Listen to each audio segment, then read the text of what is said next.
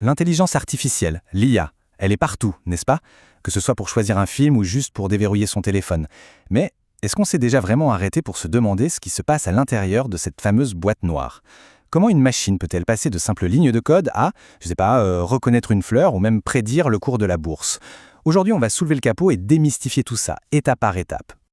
Alors, pour bien piger le fonctionnement de l'IA, il y a une idée reçue, une idée vraiment tenace qu'il faut absolument mettre de côté. La plupart des gens s'imaginent qu'on essaie de construire des oiseaux artificiels. Mais en réalité, ce qu'on fait, c'est construire des avions. Laissez-moi vous expliquer ce que ça veut dire. On a tous cette image en tête, celle qui vient tout droit de la science-fiction.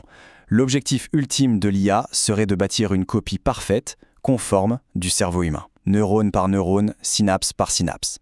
C'est une vision qui fait rêver, c'est sûr, mais est-ce que c'est vraiment ça, le but du jeu? Eh bien, la réponse c'est non, pas du tout. Le but, ce n'est pas d'imiter la forme biologique du cerveau, mais bien de reproduire sa fonction, c'est-à-dire l'intelligence. Et cette distinction, elle est absolument fondamentale. Pour bien la comprendre, il suffit de faire un petit détour par l'histoire de l'aviation, qui, figurez-vous, a fait face au même dilemme. Au tout début, les pionniers de l'aviation avaient un modèle parfait juste sous leurs yeux, les oiseaux. Ils volaient incroyablement bien. Donc, la conclusion logique, c'était quoi? Eh bien, pour voler, il faut construire des machines qui battent des ailes, tout simplement, comme des oiseaux. Ces machines, on les appelait des ornithoptères. Sauf que cette imitation littérale a été une impasse totale. Le véritable envol de l'humanité n'est pas venu en copiant le battement d'ailes, mais en comprenant et en maîtrisant les principes invisibles du vol, la portance, la traînée, la poussée, bref, l'aérodynamique. Les ailes fixes et les moteurs ont fini par faire bien mieux que la nature. Et voilà, la boucle est bouclée. Pour l'IA, c'est exactement le même principe. L'objectif n'est pas de construire un cerveau artificiel en kit, mais de comprendre et d'appliquer les principes de l'intelligence pour obtenir des résultats concrets. La fonction l'emporte sur la forme. D'accord. Donc l'IA est un avion, pas un oiseau. On a compris. Mais cet avion, comment perçoit-il le ciel? S'il n'a ni yeux, ni oreilles, ni aucun sens biologique, quelle est sa réalité?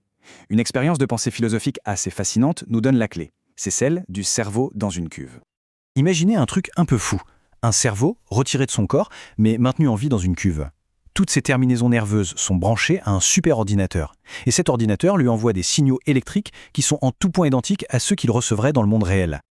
La question qui donne le vertige, c'est « ce cerveau pourrait-il savoir qu'il est dans une cuve ?» La réponse est non. C'est impossible. Pour lui, ces signaux électriques, c'est la réalité. Son monde n'est pas fait d'arbres et de ciel, mais uniquement d'un flux d'informations entrant et sortant. Bon, on se dit que c'est de la pure science-fiction, mais en fait, ce scénario décrit parfaitement n'importe quel algorithme d'IA. Des données en entrée, un traitement au milieu, des données en sortie. Une IA, c'est littéralement un cerveau dans une cuve. Voilà donc à quoi ressemble le monde d'une IA. Un univers complètement abstrait, sans aucun contact avec le monde physique, et qui est entièrement défini par les flux de données qu'on lui fournit. Alors maintenant qu'on a posé les bases de cette boîte noire, qu'est-ce qu'on peut bien lui apprendre à faire ? Avec cette boîte noire qui ne connaît que les données, on peut résoudre une quantité incroyable de problèmes. Mais en fait, la plupart se ramènent à 3 grandes familles de tâches. Ce sont vraiment les fondamentaux. La première, et de loin la plus courante, c'est la classification. Pour faire simple, c'est l'art de trier, de mettre des étiquettes. On donne une information à l'IA et on lui demande de la ranger dans la bonne case, parmi une liste de cases qu'on a définie à l'avance. L'exemple d'école, le grand classique, c'est le jeu de données sur les fleurs d'iris. On fournit à l'IA les mesures des sépales et des pétales d'une fleur, et son job, c'est de deviner à quelle espèce elle appartient, Setosa, versicolore ou virginica. C'est de la classification pure et dure. La deuxième grande tâche, c'est la régression. Là, on change un peu de registre. On ne cherche plus à coller une étiquette, mais à prédire un chiffre.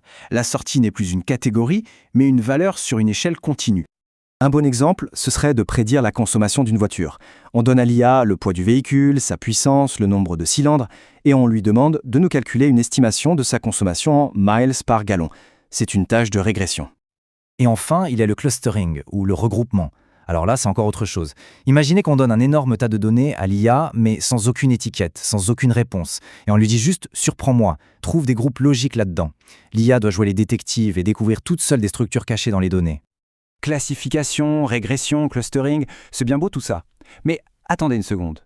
Comment une machine qui, au fond, ne comprend que du code peut-elle saisir ce qu'est une fleur ou une voiture? La réponse tient en un mot, la traduction. C'est la règle d'or, le truc le plus important à retenir. Une IA, c'est une machine mathématique. Elle ne parle pas notre langue, elle ne voit pas les couleurs comme nous. Elle ne parle qu'un seul langage, les chiffres. Tout, absolument tout ce qu'on lui donne, que ce soit une image, une phrase, un son, doit être traduit en une simple liste de nombres. Dans le jargon, on appelle ça un vecteur. C'est un peu la carte d'identité numérique de n'importe quelle information. Prenons un exemple concret, le texte. Comment on transforme une phrase en chiffres? Une méthode assez classique, c'est ce qu'on appelle le sac de mots. D'abord, on se constitue un dictionnaire de tous les mots possibles. Ensuite, pour chaque phrase, on crée un vecteur, où chaque nombre indique combien de fois un mot du dictionnaire y apparaît. Et voilà, la phrase est devenue une bête liste de chiffres. Et pour les images alors, c'est exactement le même principe. Une image, au fond, ce n'est rien d'autre qu'une immense grille de pixels. Pour que la machine puisse la lire, on la décompose et on transforme la valeur de couleur de chaque petit pixel en un nombre. L'image entière devient alors un très très long vecteur de chiffres prêt à être mouliné par l'algorithme. Bon, récapitulons. L'IA voit le monde sous forme de listes de chiffres, de vecteurs, et elle effectue des tâches comme la classification. Mais le cœur du réacteur, la magie si on veut, c'est le processus d'apprentissage lui-même. Comment on passe de rien du tout à un modèle capable de faire des prédictions? En gros, il y a deux grandes méthodes. La première, c'est l'apprentissage supervisé. C'est un peu comme à l'école, quand on a le corrigé à la fin du livre.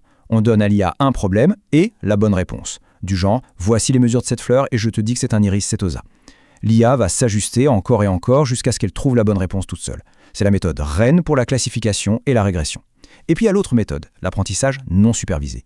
Là, pas de corrigé. On lui donne juste les données en vrac et c'est à elle de se débrouiller pour y trouver des motifs. C'est parfait pour le clustering. Au final, on le voit bien, l'apprentissage de l'IA n'a rien de magique. C'est un processus très méthodique, on traduit le monde en chiffres, puis on ajuste un modèle mathématique pour qu'il y trouve des schémas. C'est un outil d'une puissance incroyable, mais un outil qui est entièrement modelé par les informations qu'on choisit de lui donner. Et ça nous amène à la question finale. Ce n'est pas tant de savoir ce que l'IA peut apprendre, mais plutôt que choisissons-nous, nous, de lui enseigner.